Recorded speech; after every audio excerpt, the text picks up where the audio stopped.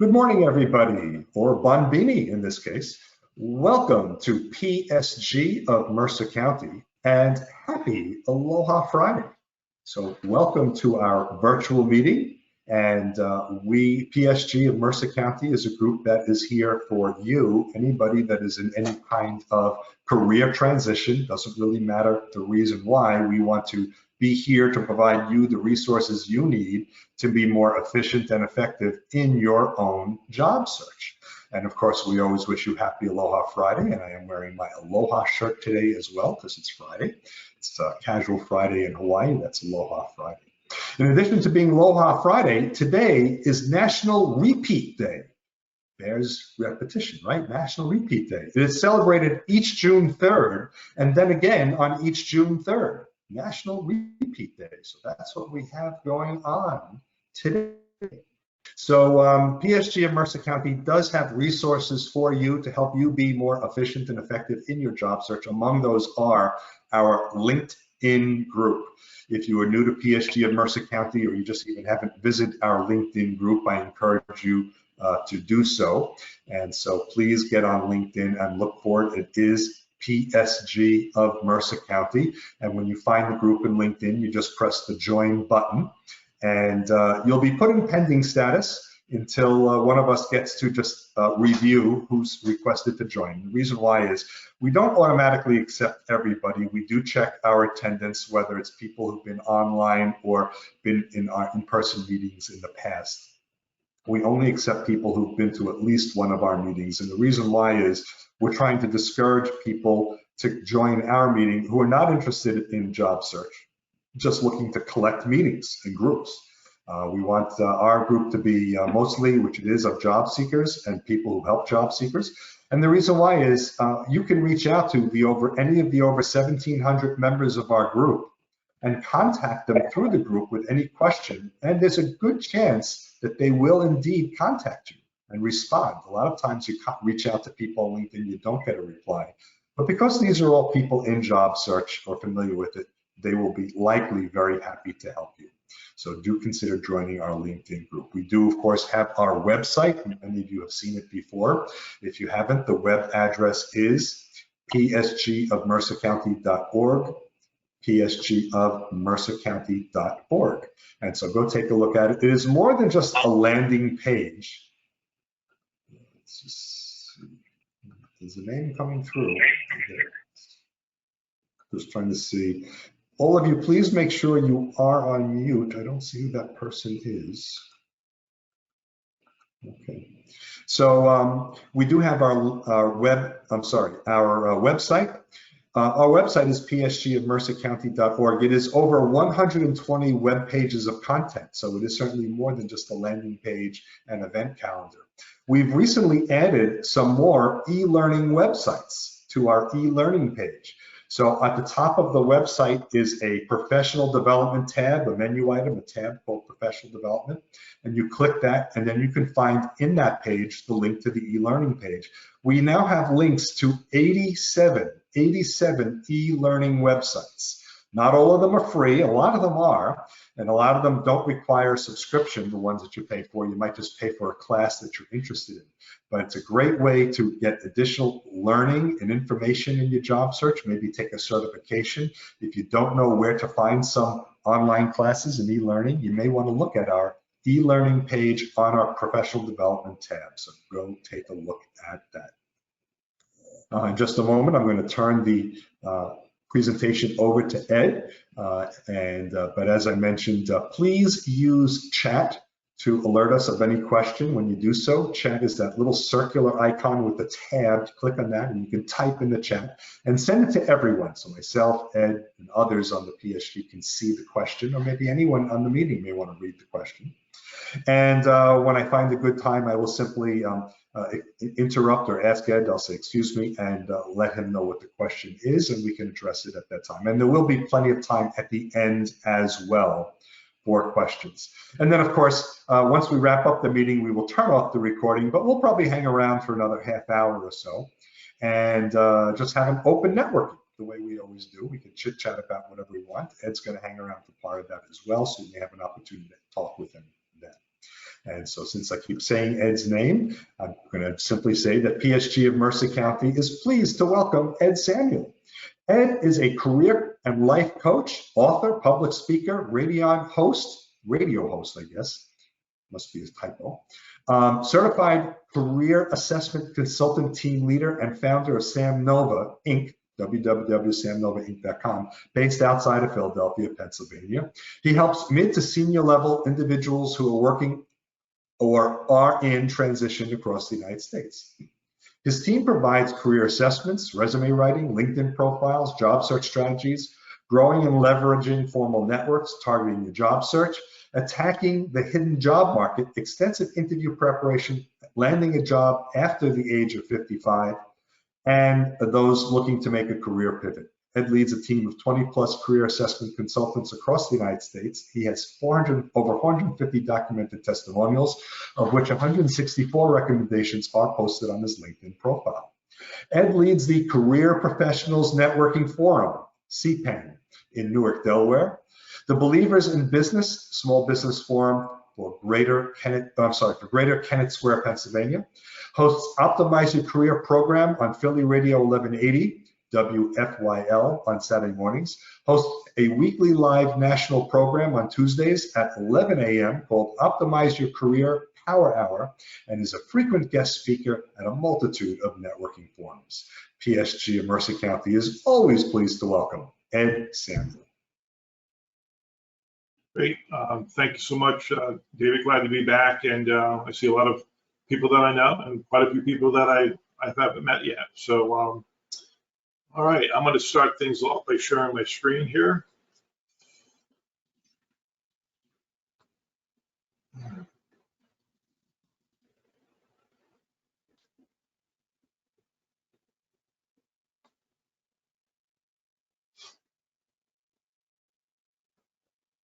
All right, there we go.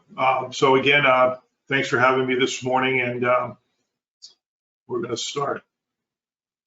So I always like to say, you know, I've got 30 years of corporate experience, but at the age of about 46, 47, I decided to make my own career pivot, and that's when I launched, I broke away from corporate America and started my own consulting practice.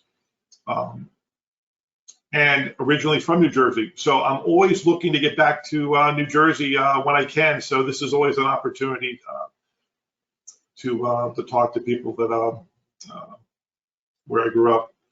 So let's get right into it. So, you know, I always like to start with a framework so everything's put in context. And I'm going to talk about some tougher interview questions this morning, but here's a little bit of a framing. You know, one is that, you know, there's interview basics, and I'm going to cover those basics here in a minute. And then there's behavioral competency-based interviewing, and then there's the whole video interviewing, solo interviewing, which you know continues on. That's where you're talking to a computer, and there's no live person, right? Panel interviews, and then practicing with hard critique by somebody. So that's kind of like a little bit of a framing. So let's just start with interview basics first. And, you know, if I was to sit down with a client, sit down with you, and we're going to go through a really extensive coaching session, I'm going to cover these areas at length. The first one is tell me about yourself. Now, even though I say it's under interview basics, I will tell you that that's a topic that I speak on for an hour all by itself. That's how important it is. And I will be speaking about that topic tomorrow morning in a discussion with Careers in Transition in Short Hills, New Jersey. So I don't want to tell you that it's a basic question, but yet the answer, how you answer, is so important. You know, and then the other things that I want people to focus on is researching a firm, know something about it. And I can just certainly tell you cases where something as simple as that have lost job opportunities, because I can remember several clients were asked at the beginning of the interview, "Oh, so you must use our product in your home every day." And I always remember, my client said, "What product?" And quite honestly, the interview was over at that point. They didn't do their research, right? Knowing your interviewers, there's a lot of ways to do this. That's so important. Current events, a lot of mistakes are made by not Googling the company day before, 2 days before, 3 days before an interview, especially for those interviews that are set up 3 weeks from now. And then you go to the interview and someone's looking at you and they say, "Well, you must have heard." And again, another not such a good thing if they come back and they say, "Heard what?" And I've had cases where, again, it didn't go well. And then, of course, there's a STAR technique. I call it the CAR technique, but it's contact, actions, results tied to your accomplishments. Getting good at saying that. Always being ready for, hey, what are your top 3 strengths? Tell me about a big mistake. Your mannerisms and your nonverbals are key. When I say key, I mean really key. One study had indicated that your mannerisms and your nonverbals have a 50% impact in terms of establishing a relationship with someone for the very first time. And it's even more so true during an interview when someone's meeting you. That's everything from eye contact to how you smile, to your hand gestures, how you sit. It's a lot of things. Closing strong. Again, a weak close on an interview is horrible. There's lots of ways you can do things, but one of the things you have to do is close strong. Face-to-face, if you have that face-to-face interview, again, there's a whole list of things, especially if we start slowly moving back to those face-to-face interviews and you're walking through the building and meeting people. There's a certain protocol that you need to really go through. Questions to ask. I just did a Clubhouse session on that topic this past Tuesday, and it was one of my highest attended forums. And I even had one client listen to that Clubhouse talk and sent me a note yesterday saying, "Ed, I moved to the next round because of that Clubhouse talk." That's how important the quality of the questions are and how you have to really think it through well. But I've also had clients in my tenure that did not get the job. And they came back to me and said, "Well, why?" And they said, "Well, they did not ask good questions." So asking good questions becomes pretty darn important. Shifting an interview to conversational talk and knowing how to do that is just so important. I remember I was on a call, it was about a year ago, and it was the person that leads the recruiting effort for Amazon for, I would say, more their mid to senior level positions. And he said the number one thing they look for, the number one thing in this exchange of an interview is, can we make it conversational? And once it kind of shifts to conversational, that's where the plus sign comes in and people are starting to feel good about the candidate. When it's not conversational, they're not as pleased. There's always the question of fit. Why are you a fit? Being ready to answer that question and do it well. What's your leadership style? Again, that's a basic one, but you got to know your leadership style. Again, another basic, hey, why did you move from this company to this company? How to say that and what to say and what not to say. And then lastly, being a timekeeper. I had a client this week interviewing, and I said, "How long's the interview?" "Well, it's not sure. I think it's 30 minutes. Well, my advice to people is ask the question right out of the gate, because there's a big difference when an interview is 15 minutes, 20 minutes, 30 minutes, 45 minutes, but never go into an interview at the onset not knowing how long it's going to be. Because if you know how long an interview is going to be, then you also know how to gauge your answers, right? So, these are the basics. I wanted to take just a few minutes to frame it because we're going to go into tough questions, but it's hard to go into tough questions if you don't have these things down fairly well. So, David, any questions around this before I move on? No questions posted just yet. Remember, folks, you can post your questions in chat and we'll address them as they come up. Okay, great. So here's the next one. This is, again, goes back to foundational. Now, we write, I and my team, we've written 1,000 resumes, and I've published a book, and I have very strong feelings about how resumes should be written. And my fundamental belief is that we write resumes for the hidden job market, not for the applicant tracking systems, but for the hidden job market. And we also write a resume so it's a script for an interview. And if you do the resume well, and that's a script for the interview, a lot of what you have, especially on the first page of a resume, get good at talking about during an interview, right? So sometimes I'll look at resumes. I can't say sometimes. A lot of times we'll look at resumes and it's a bunch of job description information, and it's a failing proposition when you go in to talk to somebody about your job description, because everybody has one, right?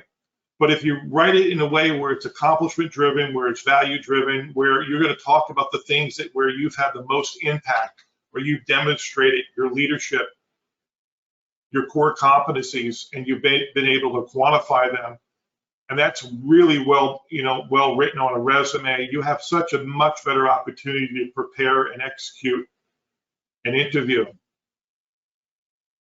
And again, these are basics, right? Interview basics, having a strong resume. Now, if you have all this down well, then you go to an interview, then interview questions might get tougher, right? So now we're going to kind of jump into some of the tougher questions. And because we've helped so many people over the years, just about every one of these comes from a lot of blood and guts and scars of experience with real life examples behind them. So let's start with the first one. This one is one of the simplest questions, and it's one of the hardest ones people have try to answer. And you go to an interview, and it could be a panel interview, it could be a one-on-one interview, and this has happened to dozens of my clients over the years, where you think it's going to be this back and forth, you're going to have this really neat discussion, and the person just looks at you and says, this interview is going to be a little different. I have your resume, but you know what? Hey, this is what I want you to do.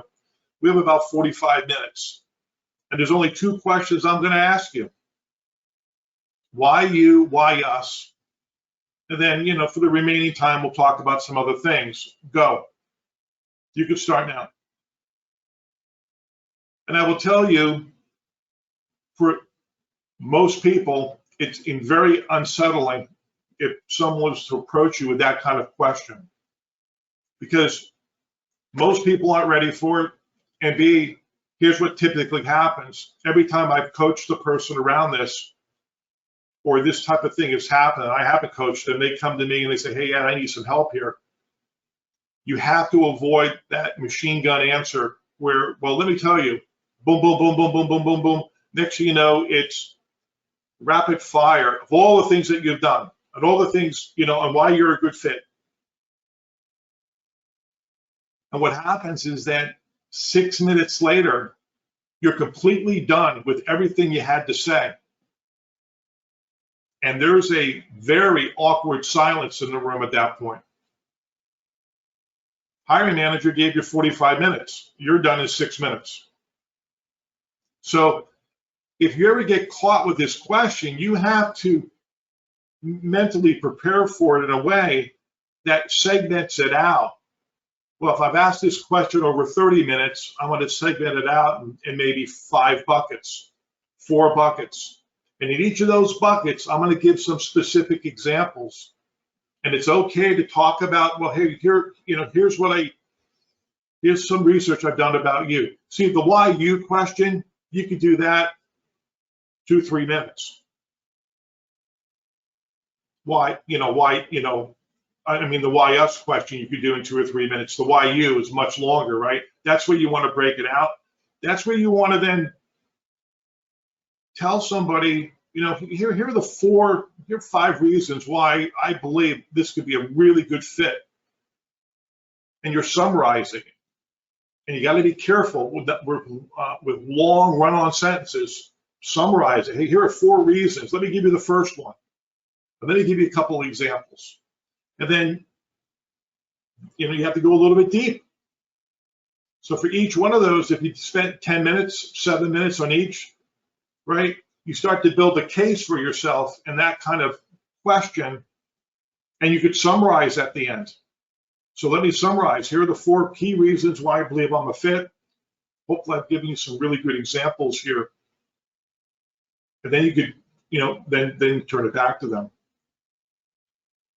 I had a client fairly recently go to an interview, and what happened was it was a panel interview. Sent them down. There were 6 people, and this was a face-to-face. This wasn't Zoom. This was a face-to-face. Set them down, and first thing they said to my client was, well, this will be a little different. Your first 30 minutes of this discussion with this panel will be why you.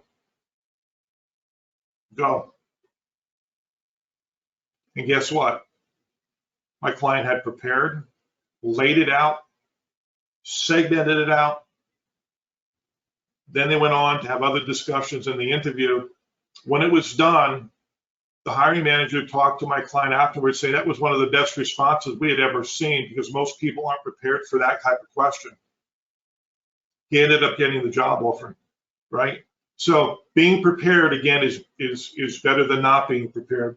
And look, in the end, like all these questions, this may never be asked of you, but it might be asked of you, right? So we always expect the easy questions, the back and forth, but this question has happened many times. David, any questions? Make sense? Yep, no questions have come in. Again, folks, you can post those in chat if you'd like. Okay, great. So let's go to the next one. So next one, a little bit tougher question. Can you tell me about a time you lifted someone up? And there's a case where, there's a little different twist to the question. And what they're trying to get at is, how do you help people without being asked to help people? And I think what this question tries to get at is, what's your heart for people? What's your heart for teaming beyond the job description of what you're required to do? When do you lift people up when your boss doesn't tell you to lift people up? You have a great opportunity to explain why you do it, who you are. But if you're not ready for the question, it's kind of like, whoa, what's this about? And then you have to sit and think about it. Well, when have I really got out of my way to lift somebody up?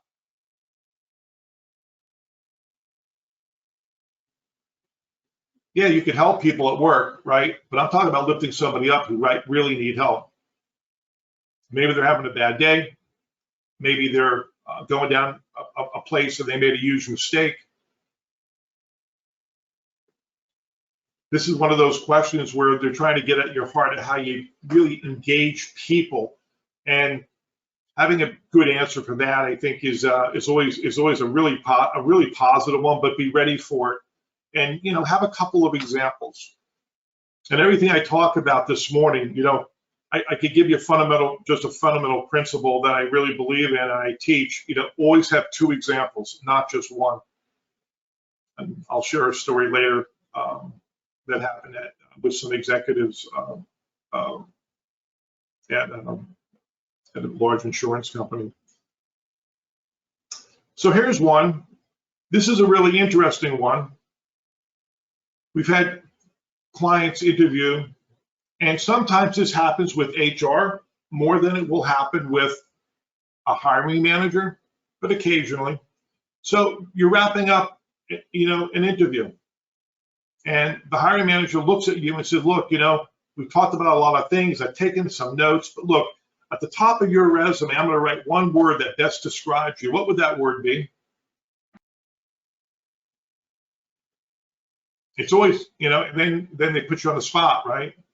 You might want to tie that one word to your greatest personality trait. You may want to avoid stating a value, like I have high integrity, I work hard, right? But something that's unique that might really describe you best. And if you've described yourself a certain way throughout an interview, whether it's 20 minutes, 30 minutes, an hour, you might want to circle back to that one word that you kept on reinforcing on the interview that they could write right at the top of that resume. So that's something that always be thinking about. What's that one word?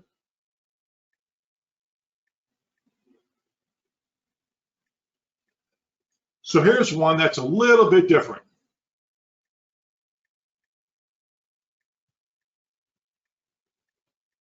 What's one mistake that's cost you the most? See, a lot of people will ask the question, hey, tell me about a mistake that you may have made. But this one gets at it differently. This is a big mistake that costs you the most. Now, what they're not looking for a snowball answer. Right? This is one where you may have been bloodied, you may have some scars. They're looking for, how genuine are you? Or are you going to give me a flip answer like, I worked too hard on my vacation, and my spouse got mad at me, right? I'm talking about something that you really learned. Tomorrow, when I talk about tell me about yourself, I'll be sharing one of my big scars in my career where I learned the most. And I've got plenty of scars and plenty of mistakes that I could share. But I like to share, I always have one or two lined up. I encourage that, you have one or two lined up where it really talks about what you learned and what you learned from it that made you a better person going forward, right? So the goal of this question is always, right, not just to hear a mistake, but to hear, are you being honest about a big mistake, and what did you learn from it, and how did you get better as a result, right? That's what they're trying to get at when they ask this question in general. But this question is a little bit different. This is something that cost you the most. And one of my many mistakes I've made is that I went into a startup company that was well funded in the tens of millions of dollars, but the problem is I've never worked in a startup company before. And what I did is I started bringing, I brought big think into a smaller startup, big company think into a smaller startup. And wow, did I get beaten up pretty bad. And what lessons did I learn? I could write a book on it, in fact. So that's one. Oh, excuse me, Ed, there is a question. Yep. So this is from Garrett. Can you give an example of a good one word? So here's one. One would be innovative. And a lot of times that's truly, one of the big words that come out, hey, I'm innovative. I'm always going to try to create something better. And that's a part of who I am. Write it down. That could be one, that could be an example.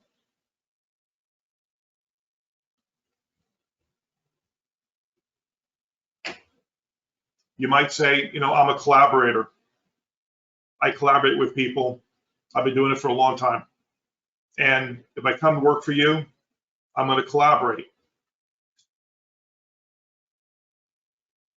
My thing is, on this one word, here's the thing.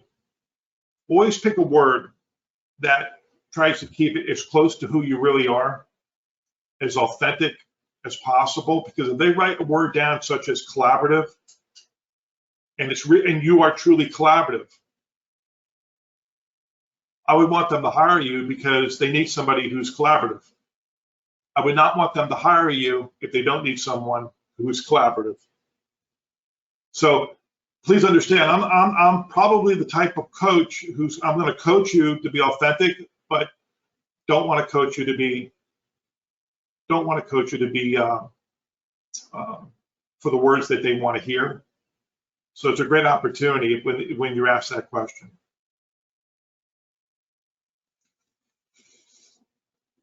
So here's number 5. This happened to several clients over the years, which has been pretty interesting. Hey, and if you won the lottery, what would you do? Then it's like, wow, where did this come from?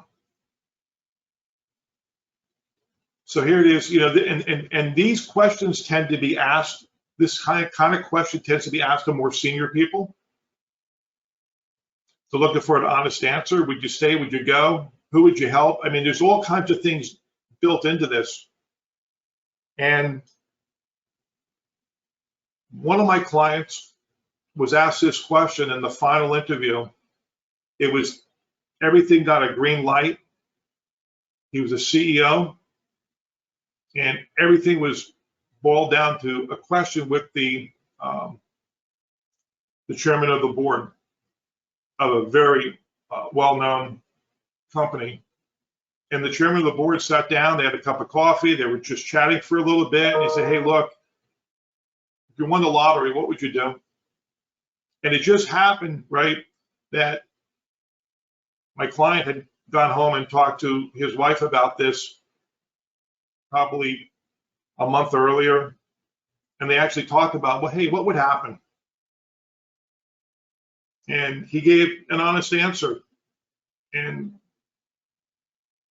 it went well, and he ended up getting the job offer, right? This is one of these questions too. And I worked in Arizona for a few years and hired a lot of people, and Arizona state law is pretty strict, and I'm sure it is in each state is a little bit different, but I could just tell you this is kind of like an illegal question to ask if you get technical about it, right? And then you always have a choice. Well, hey, I'm not sure how I could answer that, right? You could always kind of back out of the answer when it's an illegal question or it's a question that really makes you uncomfortable, because that type of question has nothing to do with the minimum requirements of the job, right? Now, they're trying to get at your heart, they're trying to get at longevity, they're trying to get at, who you are beyond the job description again. But you might want to have an answer for it in case it was ever posed to you. So here's one that very fundamental.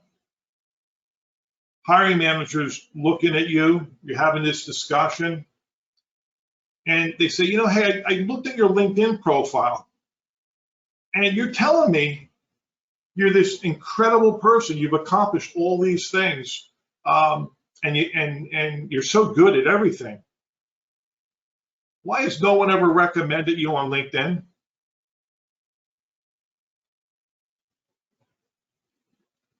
Or if you have one recommendation, how come it's from,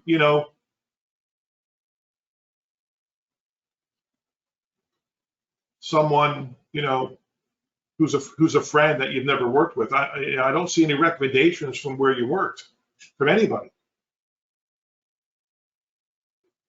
And my argument in this one is, don't ever put yourself in that situation. Please, I beg you. There's no excuse for it. If you're a rock star, then there should be a lot of people that are out there that are willing to stick their neck out publicly for you. That's the power of a LinkedIn recommendation. And if you're that good, right, somebody out there must love you to be able to put something on LinkedIn. And then the question is, this is something else that happens.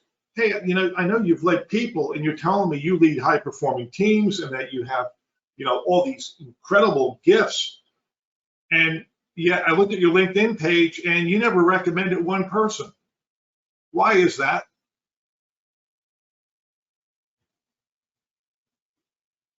So if you lead people, make sure you've given a recommendation. If you're as good as you say you are, make sure you have several on LinkedIn. I talked to a person earlier this week, and yeah, they had 2 LinkedIn recommendations. They were from 2008. They're unemployed, looking for a job. I said, you worked at 2 companies and you had some really nice runs since 2008. You don't have one LinkedIn recommendation since then? Question mark. Because what's going to happen if you're asked the question during an interview, that question is it's kind of like an indirect reference question, right? Have an answer for it. And by the way, if you say, well, hey, I don't use LinkedIn. I'm not on LinkedIn that much. Yeah, I never had much use to for LinkedIn. I could just tell you that's a rapidly downward spiral that you'll bring yourself to. And I don't care what level you're at, how senior you are. Being current in social media, especially for those clients I work with, 55, 60, 65, 70, literally being sharp in social media is everything. But certainly the older you are, you should have more recommendations on LinkedIn, not less. Okay. So here's one, again, simple question. Hey, what are your top 2 strengths of your personality? And the reason I put this in here is because if I talk to 20 people, and I've got stats on this, if I talk to 20 people, I would say 17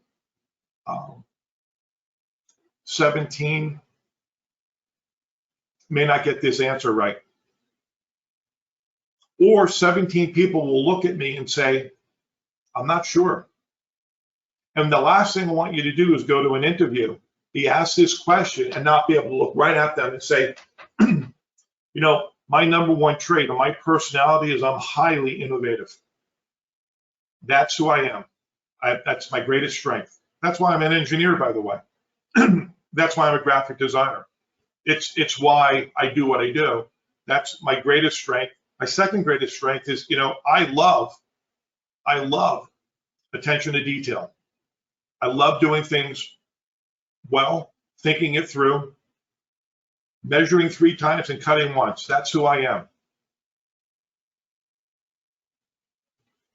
If you don't know the top 2 strengths of your personality, take an assessment. Call me up. I have a very inexpensive assessment to do. Take a free one. But my point being is take one where you can really, really hone in on that personality type and answer the question. So this is another question where you have a great opportunity in an interview to be incredibly authentic. Because I'm saying take a personality assessment so you know who you are, and then in an interview, give them that authentic answer. Because I'm going to go back to, if your number 1 personality strength is innovative, wow. You want to tell them that because the job might require a high degree of innovation, but the job also may have almost no innovation. And again, you're letting them know who you really are, because the thing that I hate the most, one of the things I hate the most is when people get hired and then they call me up a year later and this is not working out and this is not the job I thought it was going to be. And I said, well, why? Because Ed, I'm so innovative and I went to this job and there's no innovation here. I said, well, how come, they didn't know that when you interviewed, right? You want people to hire you to bring out the best in you, not the weakest part of you. And the other mistake that's made when this question's asked is that people will tend to bring up a value. People will tend to say, well, I have high integrity. And I would argue that's not a personality trait. It's a value. Hey, Ed, I work really hard. I want to pick something that's really going to differentiate you because it's a true personality trait. And again, take an assessment if you're not sure. David, any questions before I go on? Yeah, there are two, one on this slide and one on the prior. So since we're on this slide, Garrett is asking, as an assessment, something like Myers-Briggs? You could use Myers-Briggs, but I would just be careful that it doesn't cross into a whole set of values. So yeah, you can use Myers-Briggs. But there are assessments out there. There are assessments out there for $19 that are just spot on and easy. Excuse me. But I mean, the one we use is 16 questions, and it's statistically valid. And it's been every single client that we have, that we work with, will do this assessment, and it's crazy how accurate it is. And you're done in 10 minutes. And it's very inexpensive. Myers-Briggs is a very long exercise, so there's many other in-depth, and Myers-Briggs is intended to cover other things. This is just a really simple focus on who you are from a personality standpoint. The other reason people are asking this question is because good hiring managers are trying to figure out how your personality will fit in with the rest of the team, right? So that's one of the other kind of ways people are trying to understand who you are. If I recall your assessment, it's proprietary, right? Yeah, we use a tool called Personality ID. So it's a proprietary DISC tool. A lot of money was spent on it, and it's intended to focus on personality types as it relates with a secondary or primary focus on how those personalities will interrelate with other people on teams. 17 shared profile types were created, and it really was created in a way to get people to team better. But the starting point is an individual's personality type. And then what happens is you take two people, you merge them together, they have one personality type. You take a 10-person team, you merge it together, that team has a personality type. So again, it's called DISC Personality ID. Sometimes it's known as PID, and that's the tool that we use. Okay, and there's another question a little bit earlier. It's from Pasquale. And Pasquale, I may ask you to unmute because I don't understand what you wrote. It's how likely if interviewer is not active on LinkedIn. So maybe it's how likely. It's in reference to the tough question 6 about they're asking you for the number of recommendations you have or why your recommendations are so old. What if the person you're interviewing with just isn't active on LinkedIn? I've got an interview coming up, and the two people I'm interviewing with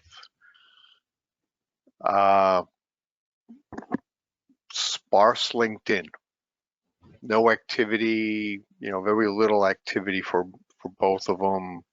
That's the question. So here's the answer. The answer is, the good news is that the person's interviewing has no LinkedIn presence or doesn't use it. The chance of this question coming up is probably slim to none. Okay. That's the answer. This question is really geared towards, you go and you interview with somebody and they have 500 plus connections on LinkedIn. You look and you see they have some recommendations. They've given some recommendations. They're kind of right where they need to be. Those are the ones that I worry about who are going to ask you that question. But the ones who have no LinkedIn presence, chances are they don't even know the importance of LinkedIn as a hiring manager. And that happens every once in a while, and especially as you kind of go down. I mean, it happens everywhere, quite honestly, today, especially with leaders who are feeling they don't need it. because they've never been in job transition. And then, unfortunately, for many of those same leaders, if they find themselves unemployed, talking to me or some of the coaches on this call, they find out how badly they should have had it. So, great question, though. Thanks. There's another question about assessments. Kathy was wondering about the Clifton Strengths Assessment. How useful is that assessment? I'd have to go back and look at Clifton Strengths, but I could tell you I know of, and I've used most of the 20 competing assessment tools out there. Every one of them has some value, for a different audience. Clifton Strengths, I'd have to go back and look at it again, but I think if it hits on and covers a person, one or two areas that calls out those top 2 strengths tied to your personality, then I think it could be a good indicator, a good tool to use. And then Ruth is asking, can you just tell us again the name of the assessment you use? It's called DISC Personality ID. DISC?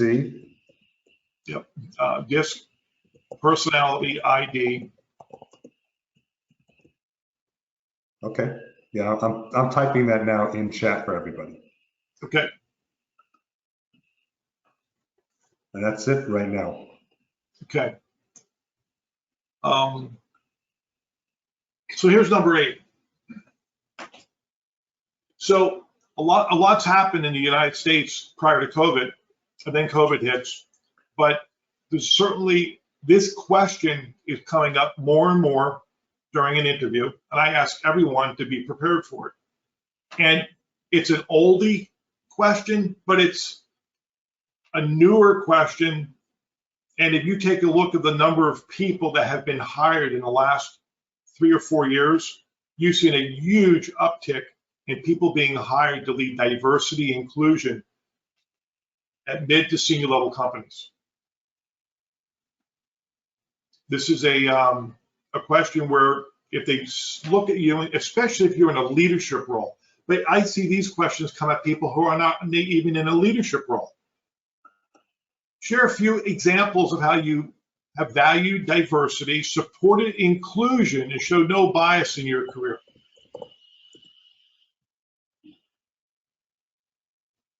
Now, a lot of times when you're a hiring manager, when you're a leader and you've hired people, you can kind of weave in, hey, look, I have a pretty diverse team, and that's an answer. But another answer would be, yep, I lead a team of 400 people, and I made sure that when we go off and we have an opening, that we bring in some diverse populations, and I set that as a goal, so that would all not,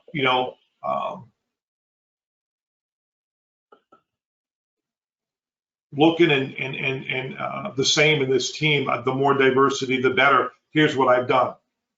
That's a better answer. Another answer is that, hey, I went off and, hey, I have sponsored, I've supported, I talked at any one of the diverse groups that are out there, or you've done nothing, right?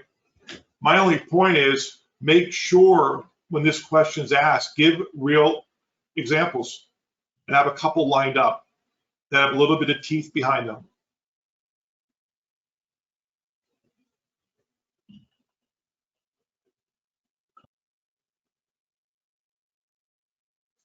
Companies either, they either walk the talk and they start, and this particular question is asked more and more simply because of what's happened in the last 3 or 4 years. But, if you're walking the talk, you're going to ensure that your company, the people that are doing the interviewing, HR is making sure that this question is built into the series of questions you're asking candidates, just to make sure that people even acknowledge that this is part of their responsibility, let alone part of what they've been doing in the past, part of what they, can help bring and add to if they get hired into this company, right? So again, seems like a simple question. You'd be amazed how many people that I've coached that can't give the answer though. Oh, excuse me, Ed, a couple of questions came in. Okay. One is, it's actually a comment from Jerry. He gave the website to discprofiles.com. That's not the same disc assessment that you use, is it? No, what I'll do is, yeah, when I'm done, I'll type in I'll get the assessment and I'll put it in the chat for us. Yeah, so for those of you who've heard of the DISC assessment, that's more of a personality profile, a little bit different than what Ed's talking about. So glad we had that clarity. There is a question from, let me just scroll down, to Michelle. Can a person use flexibility as a strength? Flexibility in the sense that you are an expert at working with others to collaborate using their strengths, schedule, and constraints to quote unquote make it work. This is actually the word that my boss used to praise me. Yeah, I think, you know, I don't have a problem, you know, with somebody using that word. That, you know, there's flexibility is one of the biggest things that you bring to the table. You know, and we'll hit on this again in a short while here, but, you know, I don't have an issue with that at all. Okay, terrific. And let's see, there's a question from Charlie. One caution about LinkedIn. I have seen companies where everybody's profile is emptied out. I also know a few individuals who hollowed out their profiles but are LinkedIn smart. So it's more of an observation, I guess, than a question, I guess. Yeah, I mean, yeah. So I agree with you. It really depends on the company, what they're doing, what their strategy is. You know, some companies, you know, try to be on top of it. Some don't. I know some people where I know one company in Pennsylvania where they said, no, you're not allowed to give anybody a recommendation. That was like the company stance. And I'm not sure, you know, they can stop people from doing it legally, but that was the company's stance. And other companies, you know, they bring somebody like me in to lead a session to make sure all employees at the company have a LinkedIn profile. Because as much as we think having a great LinkedIn profile helps us in job transition and move our careers forward, which is absolutely true, having a great LinkedIn profile as an employee also promotes the company. So there's other arguments that can be made.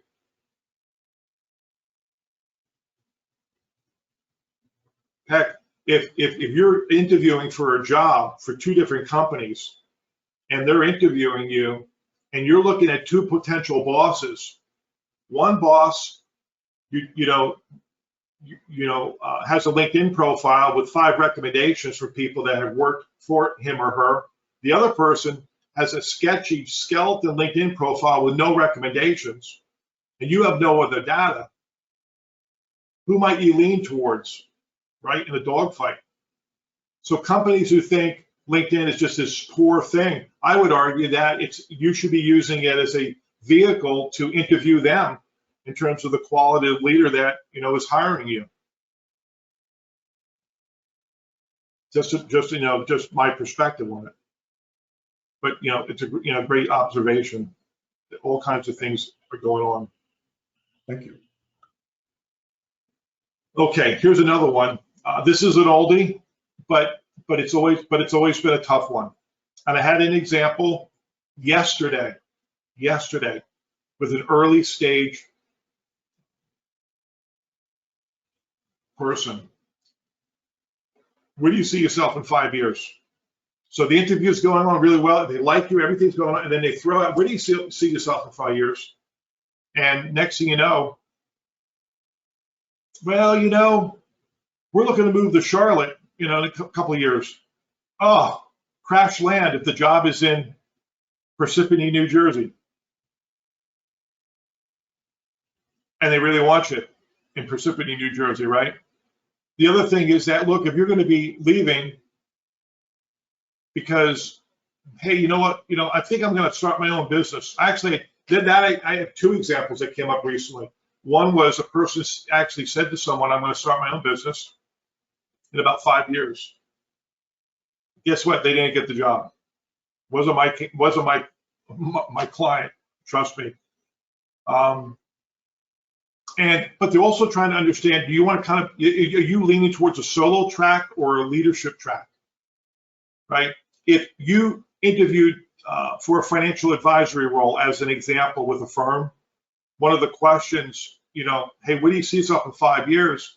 This is a great question, because on the advisory front, there's only 2 tracks. There's a partnership track, and then there's a solo track, right?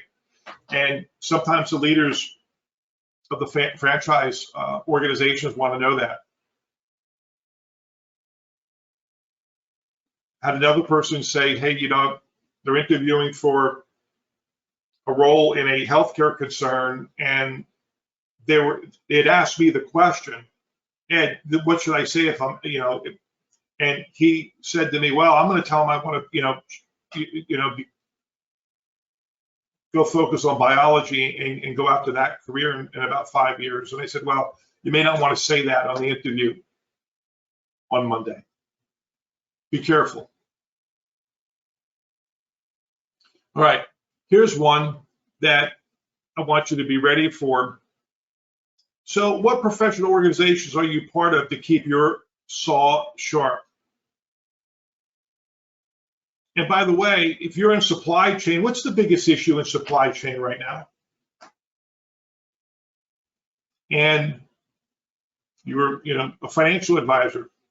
If you were an IT auditor, if you were a CPA, if you're asked that question, I don't care what your profession, and I'm not a big fan of when they come at you and they ask you this question. They say, well, I'm not part of any professional organization. Oh yeah, back in 1976, I was a member of X, right? That's a non-starter too. So, tying it to a professional organization could be a really important thing. That answer to some type of organization. But tie it back to your resume. If you don't have anything on your resume, that's a different problem. But then give examples of training that you've had, tied to, an organization, whether it be national, regional, but always know 1 or 2 issues that's on the that's on the forefront. And then the other question is, if you're so darn good, especially if you're a mid to senior level person, kind of on this call or across the board, and you're kind of positioning yourself as really, really, really good. You're a thought leader, but you know what? I really question thought leaders that aren't part of any organization. They've got to be part of something. I had a client in Maryland. This is when I was doing recruiting. I had extensive recruiting experience, for those of you who know me. And that perfect candidate. And in the end, the CFO looked at her and said, well, what's the biggest issue? What's the biggest FASB issue out there?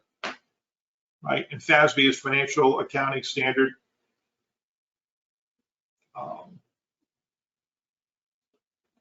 And my candidate couldn't answer the question. I'll always remember that. And it was like deer in the headlight look. Well, why?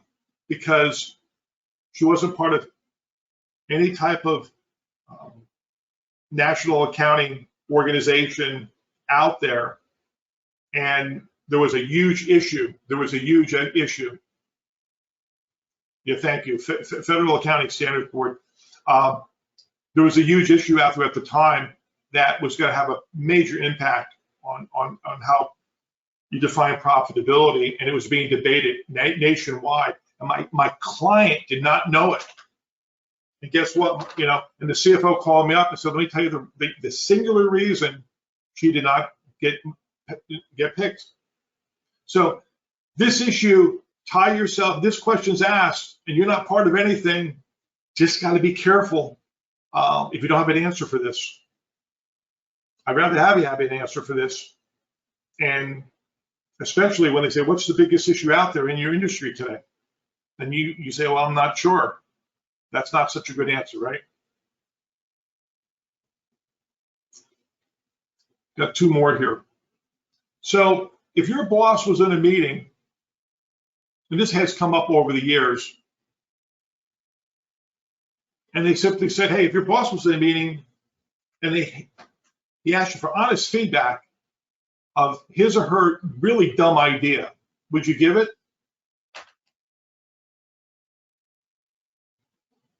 See, it's kind of a trick question. They're asking you for your honest feedback at the meeting. Would you give it, right? Just make sure you have an answer for this. How would you answer it, right? And what they're doing is they're testing how tactful you are. You might want to critique it on a soft basis. And then maybe, privately, certainly critique it much harder. But that one has come up over the years with clients just to get a piece. I'm not sure, because they're asking for honest feedback, you should just sit there and kind of completely lie and say, oh, no, that's a great idea. I'm not sure it's a good answer, especially if it's a dumb idea.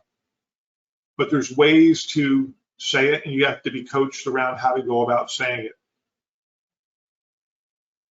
Now, I'm going to close on this question.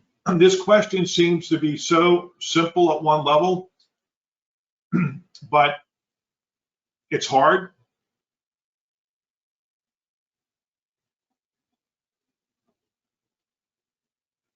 What are your three greatest traits that make you you?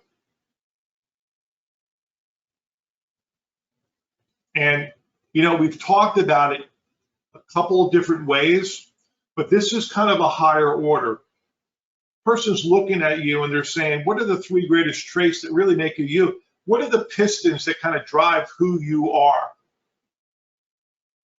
And everybody's got pistons, right, that drive who they are. And a lot of these pistons were not, these are pistons that somehow came about in the last 5 years in your last job. This is not what I'm talking about. What I'm talking about are, what are the pistons that drive your engine in terms of who you are? And some of these pistons are probably who you were when you were in elementary school, middle school, high school. And it's part of who you are. And you just gotten better and better and better and better at it. And yes, some of work experience might mold in there, and one of those pistons could be driven off of work experience. But this question is, what are your three greatest traits? When this question is asked, I love it.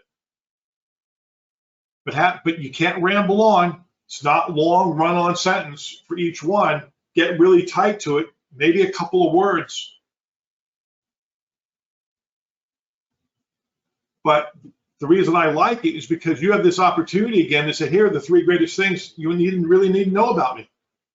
And these three things in terms of who I am, it's the reason I've been so successful at accomplishing these things. It's not just how smart I am.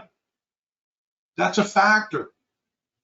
See, if you're innovative, and chances are you were innovative not because of the last 4 years of your work life. You were innovative 25 years ago, 20 years ago, 15. I mean, you just continue to use that innovation to drive your accomplishments forward. It's a big part of your success and why you're successful. The only thing I recommend, if this question's asked and you give three traits, just make sure you're able to support it, each trait with one or two accomplishments underneath each one. Don't say that you're innovative. Have to support it with, let me tell you what happened 10 years ago when I was innovative. Because of this innovation in me, I went and I challenged something. And then not only challenged it, I ended up creating and helping drive this new thing, this new process, this new product, this new whatever, and look at what we ended up achieving. But if that part of, never came out, it wasn't part of you, you probably wouldn't have even initiated it. So having some examples of what you've accomplished becomes pivotal in terms of answering this particular question. So I'm going to start to summarize here with, again, interview basics. All those things on that first slide, you should have those all nailed down. Behavioral competency base is a separate discussion all by itself. Interviewing well on Zoom all by itself. Panel interviews have its own pluses and minuses and all the things that go along with panel interviews. And then certainly practicing is everything. I'm on a couple of things going on. The one below is the one I'm speaking at tomorrow. And if you want to learn more about, tell me about yourself, it's about an hour discussion pending Q&A, but it's tomorrow morning.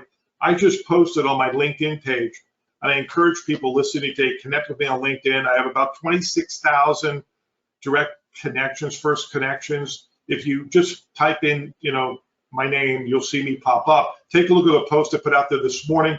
If you want to attend tomorrow, it's 4 p.m. by the way. Today is the cutoff to register, but you won't get in tomorrow morning. And I've given this talk about six or seven times this year alone. I'm on Clubhouse every Tuesday at 11 a.m. and that's the voice only form, where it's cell phone only, voice only, and we're going to be giving some advice for the college grads out there, or the moms or dads who want to give their sons and daughters advice, right? We're going to be talking, Pat Roque and Dr. Dowling will be with me on that. So if you haven't gotten my book yet, I encourage you to go to my website, buy it. And because you're on this call this morning, if you purchased it from my website, I will give you an instant $5 rebate. If you buy it through Amazon, you won't get the rebate. So that's an offer I make. And again, connect with me on LinkedIn, connect with me on Twitter, even on Instagram, and as well as Facebook. So I'm going to close there, and then let's see if I can.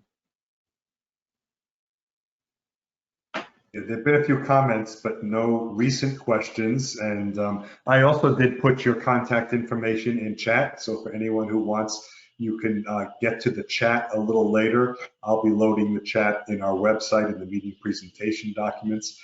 You can also get it yourself in the upper left corner. There's a go to meeting icon. If you click on that, there's a drop down menu and you can download the chat. So folks, an opportunity while Ed is still kind of in presentation mode, Q&A mode. If you've got a question, this may be your opportunity. Of course, we're going to hang around the meeting room in just a few minutes for a little while longer as well. And Ed, you're welcome to stay. So let's just see if there's a question that comes through. And I don't see that. David, I did post the question. Oh, I'm sorry, then I missed it. Oh. Okay, no problem. This is. Question. Yeah. Okay, thanks, Gary. Okay, this is for you. So I'm a career coach, and I do a lot of support for people and helping them to prepare for interviews. And I like very, very much your outline of very, very comprehensive, intelligent questions that people should read and think about before they get out there. The one curveball that comes that I think is difficult that I'd like to hear you speak about is when interviewers ask illegal questions and how illegal questions should be answered. And I've got one that happened to me, and I'll hold that until you give us your thoughts, please. This is one of these things where there's, what really happens, and then you get questions where, hey, it's illegal. Here's my approach. My thinking around this is that, somebody says to you, hey, how many kids you have? I've had people actually look at the interview and say, well, you know what, that's kind of out of bounds in terms of, why I'm here interviewing for this job. I've had other people say, I have three grown adult daughters, and they're having a blast, and I got one grandkid on the way. Yeah, how many do you have? So sometimes these questions that come at you that will be illegal or way too personal, you can basically answer them and use it as a way to flip it back to the interviewer to build rapport and a relationship. And I would argue that that decision point is a finesse decision point. Not a right or a wrong. I'm just saying it's a finesse decision point based on the question that comes at you. Yep. I had an example a month ago where last year, when someone said, they asked them a very, very, well, I don't agree with Black Lives Matters. I think that organization is just, not right. What do you think? Whoa. You want to talk about red flags? You talk about, it's like, whoa. And that particular person said to him, you know what, I'm going to refrain from answering that question. Sorry, but I'm going to refrain from answering that question. But I will promise you this, that person did not move forward in that interview process because they pulled themselves out of the process immediately. And then there's other things that potentially pursue. So there's times when they're asking you for something, and I say, illegal or not, play into it. Just like the lottery question. You could take this purist approach and say, well, hey, that's illegal in the state of Arizona. I'm not answering that question. Or you answer the question, build rapport, give it your best shot, and go with your gut.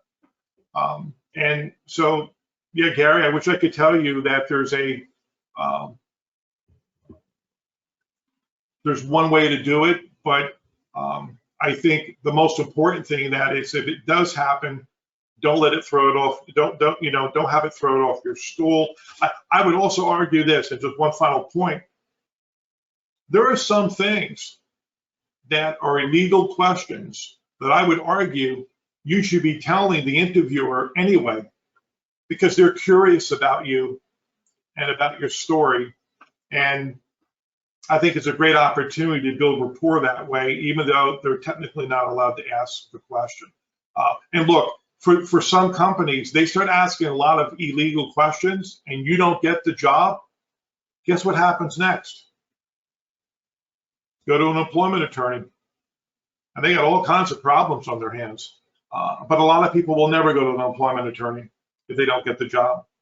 And so, yeah, so this is a great question, Gary. What happened with me is I was interviewing for what turned out to be my last position before I retired. And I was being interviewed by the president of this company, and the conversation was going fantastic. All of a sudden, he looks at me and he says, by the way, Gary, how old are you? So I sat there, what these things do is, what it brings out in me is I tend to be a very open and honest person. And it actually makes it easier for me to deal with situations like that. The main thing is I don't want to be defensive and I don't want to be offensive. But I said, and I told him I was 70 years old. And he looked at me and he said, you're not 70 years old. Come on, I look a little young for my age. So continuing to play it, and this honestly happened, I reached into my wallet, I grabbed my driver's license and I handed it to him. And he looked at it and he said, oh my God, you are. He stands up, he reaches his hand across the desk, gives me a big handshake, and proceeds to tell me that some of his best guys are his senior guys. So maybe I was a little lucky on that one. But even if it didn't go that well, what I found is, because I've done a lot of interviewing, when you walk in, the most important thing to be is genuine and you're honest in yourself. Because at the end of the day, that's what the employer needs to see to hire you, and from their standpoint, to make a good decision. Yep, I couldn't agree more. Authentic interviewing is something I talk about all by itself. Authentic interviewing. So I'm glad you shared. I share that view with you, Gary. You know, this is Charlie. What you got to show, I think, is not show that age is not the relevant thing. It's action and attitude, not age. And we've all known people who at 50, basically they're retired on the job. They're still working, but they're just cruising.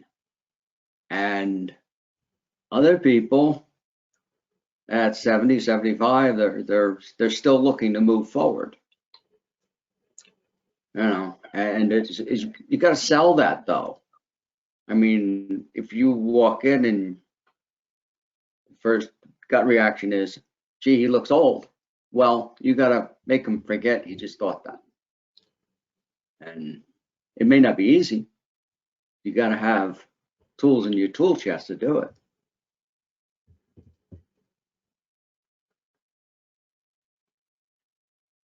Yeah, the age bias and the age issue, it's almost it's a separate talk all by itself. Mm-hmm. In the last 18 months, over half of my clients are age 55 and above who landed jobs, many of which were 60 and above who landed jobs. But what you have to do, just at a high level, you got to work extra hard, because there is a bias out there that makes no sense. But once you get to the people who will allow you to interview, then you got to interview well. Then you got to compete with the 45-year-old. You can't, and so it's a separate talk.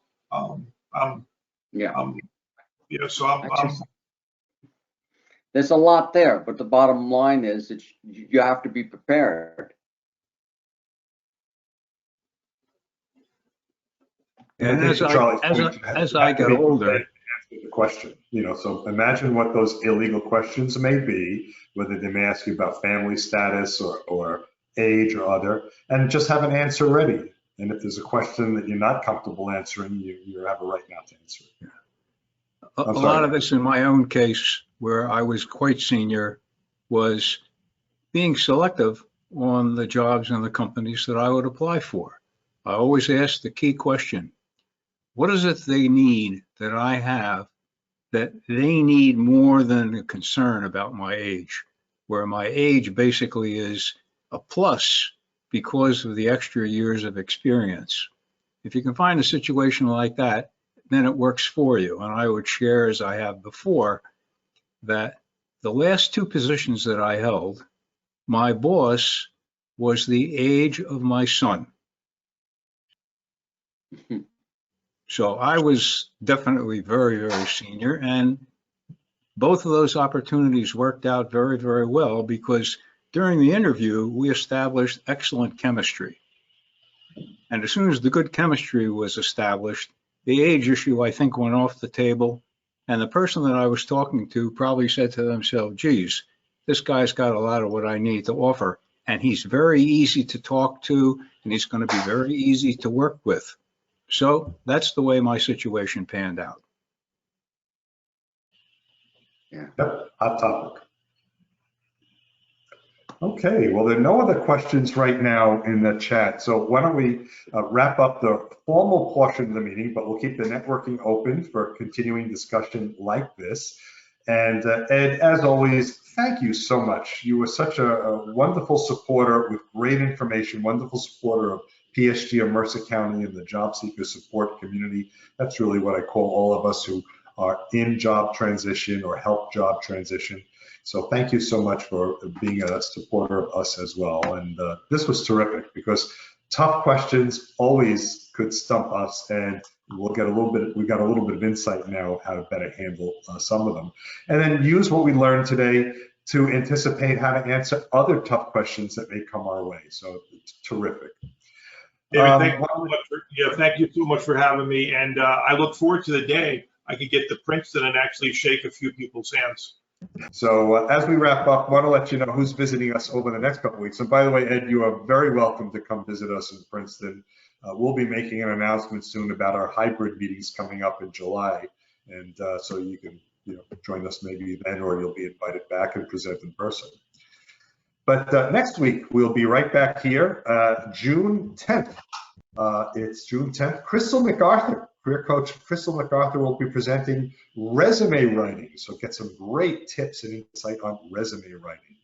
The following week, June 17th, I'm the presenter. We had somebody else scheduled, but that program got canceled in the last moment. Communicate your professional skills. We're going to talk about how to communicate well the skills that you want people to know and you want to highlight. And hopefully this will help mitigate some of the age discrimination and other discriminations as well. And also there are other groups that are meeting in the coming weeks. Next Saturday, Breakfast Club of New Jersey will be meeting, as they do every second Saturday of the month. So go check them out, thebreakfastclubnj.com. thebreakfastclubnj.com. 8 o'clock in the morning, Jennifer L. Smith will be talking about the passion factor. Stand out and get noticed the right way. So glad Jennifer will be joining the Breakfast Club. And also, don't forget our cousin organizations, PSG of Central New Jersey. It's psgcnj.biz. psgcnj.biz. They meet on Mondays at 10:30 in the morning. And PSG of Morris County, psgmc.org. psgmc.org meets Wednesdays at 9:30, but they do open up their session early online, as early as 8:30, so you can go hang out with them. So once again, thanks to Ed. The question came in earlier, will Ed's slide deck be available? Yes, it will be. Actually, I just finished posting it right now. I never post it early because I don't want you peeking at the slides beforehand. The recording is in place, so we will have that up, if not today, in the next day or so. Just have a little bit of logistics things to get through. And so go look at our website in the upper right corner, meeting presentation documents. Look for that link, click there, and you will see all of our meetings this year for the presenters who've given us information. And this is, I believe, our 102nd recording. So we do have a lot of recordings, a lot of terrific topics. But until we get to see you next time, either in person or virtually, until then, I will simply say, bye, everybody.